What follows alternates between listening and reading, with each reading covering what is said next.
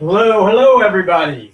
Good Tuesday afternoon. This is Mike Harrigan. Welcome to another segment of Brain Buzz with Mike.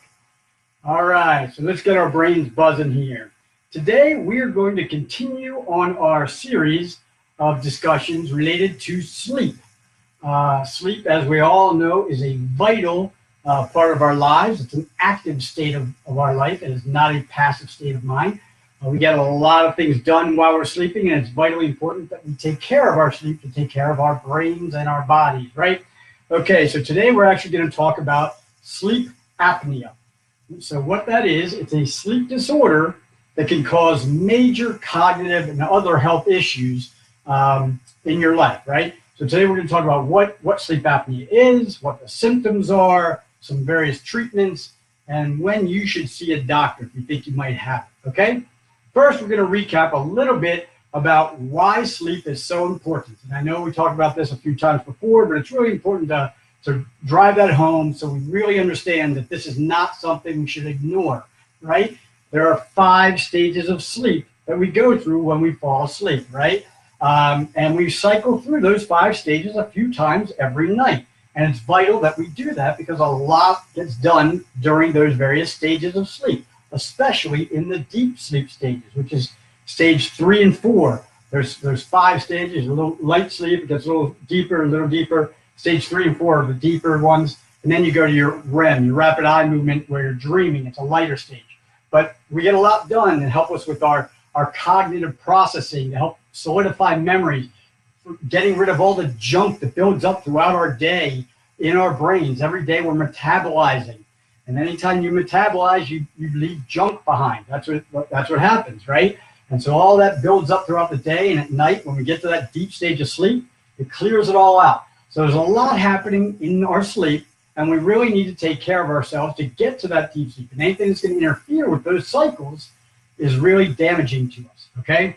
And that brings us to sleep apnea. What is it? Well, it's a sleep disorder that's tied directly to breathing, okay? It relates to our breathing while we're trying to sleep. And essentially what it is, it's a blockage. It's blocking the air that we're breathing in from getting into our bodies, all right? And the way they measure sleep apnea is by seeing how long you actually stop breathing each hour for at least 10 seconds. They don't even count it unless you stop breathing for at least 10 seconds, and they count how many times you stop breathing each hour to measure how severe the apnea is. And it can range anywhere from 5 times an hour to 100 or even more times an hour. So think about that. People stop breathing for 10 seconds or longer, usually probably longer, over 100 times per hour. Think of it, the oxygen loss that's taking place when that happens. I actually had sleep apnea. I still have mild, but I had severe sleep apnea. I got it addressed, but I was in the 60, 70 range when I went in, and it was a severe case. In any event, something you need to take care of. It can cause many problems. All right. So there are 3 types of apnea. There is obstructive sleep apnea, which is the most common type, and basically what happens there is your throat muscles relax and just kind of collapse in. And when that happens, you basically block the passageway. You can't get the oxygen from your head down into your body, your lungs, where it gets dispersed back up to your body and your brain, right? So that's obstructive sleep apnea, the most common. The second is central sleep apnea, where your brain has trouble sending the proper signals to the muscles that control your actual breathing. Remember, our brain does everything. It controls our breathing, our heart rate, our blood pressure, our temperature, our thoughts, our actions, everything, right? So with central sleep apnea, the signals that go from the brain to the muscles that control your breathing get impaired. And then there's complex sleep apnea, which really means you got the double whammy. You have both of those. You have the muscles in the throat that are relaxed and are caving in, essentially, blocking that passageway, and you also have trouble with the signals. But the most common, again, is the obstructive sleep apnea.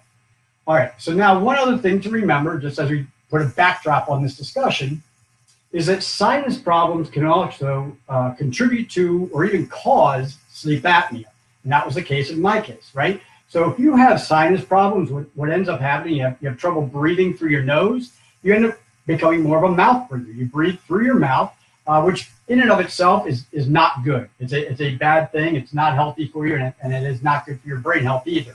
But what also happens if you have sinus problems and you're breathing through your mouth at night is that your tongue could tend to go back into your throat and kind of block the passageway. So it causes the blockage of your airway by your tongue relaxing and falling back there because you're breathing through your mouth and not through your nose. Okay, so just remember that the sinus issue is one that also needs to be addressed.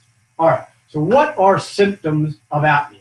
The symptoms of this disorder, right? So the first and most common and obvious symptom is snoring, especially loud snoring. If someone is a chronic snorer and it's loud, or even if it's not loud, if you're a chronic snorer, you may have sleep apnea, especially if you snore and then kind of wake up suddenly from your sleep and kind of gasp for air. You absolutely may have apnea. If you're tired, even after a full night's sleep, you may have apnea. If you stop breathing or somebody notices that you stop breathing occasionally through the night while you're sleeping, absolutely may have apnea. If you wake up suddenly and are gasping for air, or if you have morning headaches, you may have apnea. Even if you have difficulty staying asleep, insomnia, that could be an indication that you have apnea. If you have daytime sleepiness, attention issues, irritability, all these things, especially if it's coupled with snoring, you very well may have apnea. And one other symptom that I personally experienced, which is really, really scary, to be frank with you, was what I call choking nightmares. And there were many versions of this that I had over the years, but essentially in all of them, you find yourself while you're sleeping, while you're dreaming, you're out of body watching yourself choke. Whether you're buried alive or whether your mouth is held open, there's little slips of tape that come down, slowly tape over your throat so that you can't breathe. Different versions of this, but you're trying like anything to get yourself up and wake yourself up, but you can't. Finally, you wake up and you're gasping for air. So those are choking nightmares. If you have that, absolutely, you might have apnea. So when should you see a doctor? Well, if you're snoring, if you're a chronic snorer, and especially if it disturbs other people and they notice it, and especially if you wake up from snoring or from sleeping and gasping for air, absolutely see your doctor. If you have pauses in your breathing while you're sleeping, definitely see a doctor. If you're overly tired during the day, especially if you're a snorer, and you're falling asleep while on the job or driving, definitely go see the doctor. And again, of course, if you have these choking nightmares, you absolutely want to see the doctor. So what if you go to the doctor? How's he going to diagnose you? Okay, it's very simple. You go, they prescribe you to do a sleep study. Essentially, you go to a room that they have, special place, where you put on diodes and sensors on your legs and your chest and your head, and they measure, you go to sleep. It's about 5 hours, and you go to sleep, and they measure various things, leg movements and some other things. But particularly, they're checking to see how often you stop breathing. And we talked about that. The more often you stop breathing, the more severe it is. So it's a sleep study. It's very simple. It's not hard. It's painless and usually covered by insurance. Now, what happens if you actually get diagnosed with sleep apnea? Well, it kind of depends on how severe it is. There are a few different types of treatment. One of them is a CPAP machine. It's spelled CPAP. And basically all it is, it's a device that you hook up and it has a mask. You put the mask on, and the mask goes sometimes over your nose and your mouth, sometimes it's just over your nose. But it basically sends a continuous flow of air down your throat to keep the throat from collapsing in on itself, to keep that blockage from happening, keep that airway open. So there are different types of CPAP machines that can do that. Also, if it's not as severe, you might qualify to get just a mouthpiece, which is literally like a mouth guard that pulls that lower jaw forward and keeps the jaw from and the throat from collapsing in on itself. And then the third treatment option is surgery. And there are a couple different types of surgery, some on the throat.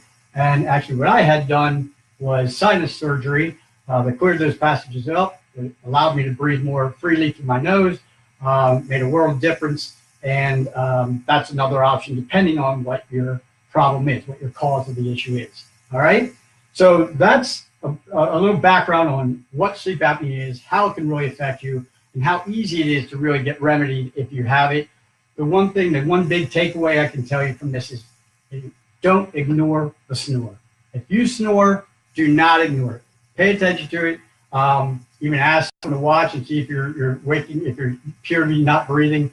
But even if you're just a chronic snorer and maybe you're tired in the mornings and you feel like you don't have as much energy, go see the doctor. Try to get a sleep study done. Find out if that's an issue, because it is vital, right? It's one of the 4 pillars of our brain health: nest, nutrition, exercise, sleep, and train the brain. The 4 pillars of your brain health, right? Sleep is a vital one. You do it a third of your life. You should be doing it at least a third of your life. So take care of it. If you have an issue, take care of it. All right? I hope that was helpful. If you have any questions, as usual, contact us at brainingcenter@headstrong1.com. That's brainingcenter@headstrong1.com. And remember, as always, your brain and your body are completely connected, inextricably linked. Whatever you do to your brain affects your body. Whatever you do to your body affects your brain. If you want to enhance one or the other, you have to engage both. Do that every day. All right? Thanks a lot. We will see you next Tuesday. Cheers.